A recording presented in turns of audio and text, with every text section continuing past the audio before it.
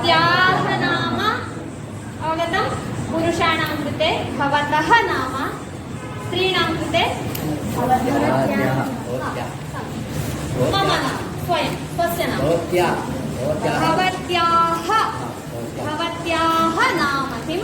भवतः नाम किं? नामः नाम गणेशः, कृष्णः, आञ्जनेयः, विवेकानन्दः, रामकृष्ण परमहंसः,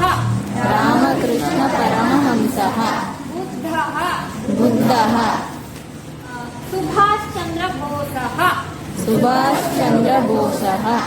एषः कः? भगत् सिंहः, अम्बेडकरः, भारत माता,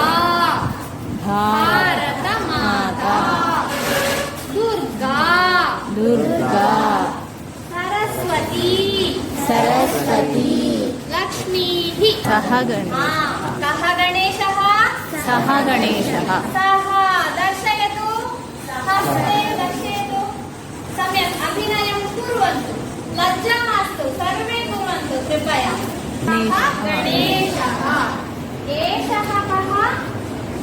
एषः दर्शयतु हस्तम्, एषः कृष्णः, कस्याः पतिः रामः?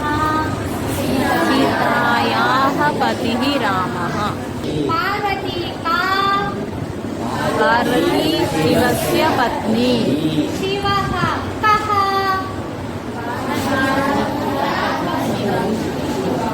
पार्वत्याः पतिः शिवः, कस्याः पतिः? ब्रह्मदेवः, सरस्वत्याः पतिः ब्रह्मदेवः।